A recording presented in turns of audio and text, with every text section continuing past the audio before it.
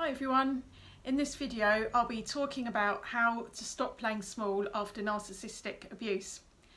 So I will be giving you a 5-step plan for how to stop playing small, and at the end I will also give you a bonus tip for overcoming this. But what I think is really important to start with will be why we would play small in the first place, because it might seem counterintuitive to be doing that, something which limits our life. My name's Rachel, my website is feelingishealing.co.uk. So let's get straight into the video. So why would we play small? And the reason is that actually the word play actually hints that it is almost like a game, because we're being small in order to get another reaction from the person who is of influence or importance in our life. So by us playing small, we're then making someone else feel big or feel superior or feel powerful or important. And it can actually be a survival, a coping mechanism. So if we do play small, it's a way of making sure that others around us are okay, and we may have needed to do that during childhood in order to survive. And so it just becomes a pattern that we play out until we actually realise that we're doing that. So that just gives you the basics of why we might do that. So, you know, an example might be that if we dared to feel good about ourselves, we may have come home from school and we may have told a parent of something which we think we've done well, and they may have, rather than responding with praise, they may have responded with some kind of half criticism or annoyance or irritation. And so we become, so obviously it's important for us to get our parents' approval, so we become conditioned possibly to then not want to talk about what we've done well, and as a result then not even want to do well, because we have a painful connection with doing well.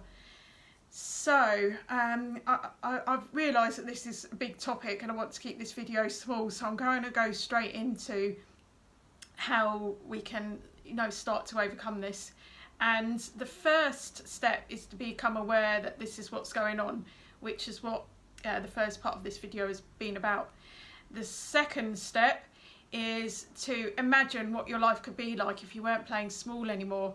So all the ways you could speak up for yourself, be respected more, have your needs met, be less resentful, feel healthier in your body, and really get excited about that and feel what a difference to your life it would make. And you might even start perhaps feeling angry that you've not been allowed to feel like this up until this point. And so you're creating all this energy to make a change. And then the third step would be to actually take a small risk. So actually where you're making yourself bigger. And I mean, it could be something as simple as, you know, walking with a bigger posture, you know, standing tall and proud. And that might, if you've been used to playing small, you know, just doing that might actually feel quite uncomfortable. So the fourth step is to notice what comes up when you do that. And it's really, just be really curious without judging what's coming up. Just be thinking, oh, that's interesting. Nothing that comes up is wrong. It's just something to be interested in, because it can teach you something. And then the fifth step would be to tune into what's going on in your body, what feels like it's needing attention in your body, and ask yourself a quick question: where have I felt this way in the past? And without, just trust the very first thing that comes into your mind. There's no, it's not a thinking exercise, it's a inspiration where you ask yourself and something inside you gives you this answer. And it could be that you might have some sort of association with your childhood, like I mentioned earlier on in the video, where something's gone well and as a result there's been a negative reaction in someone who's a very important connection with you. And then you can make the decision that you'd like to now let that go. That would actually be a 6th step. I did say this was going to be 5 steps, but I realised actually 6 steps. So I'll just quickly recap these steps.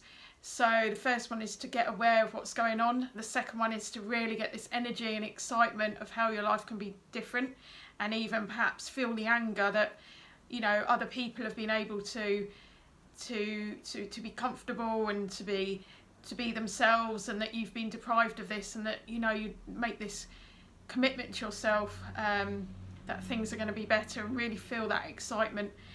And the 3rd step is to take a small risk, and then the 4th step is to really notice what's going on in your body. 5th step, ask yourself where you felt like that in the past. 6th step is to decide that, you know, you'd like to let this go and allow it to release from your body.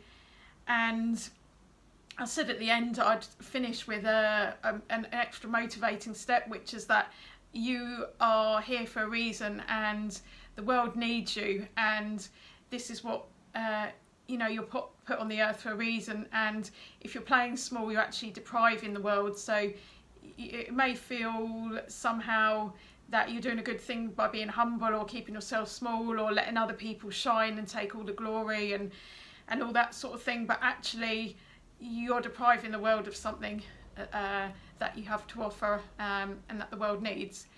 So hope you enjoyed the video and found it useful. If you did, please give it a thumbs up and subscribe to the channel for more videos, and I'll look forward to speaking to you again soon.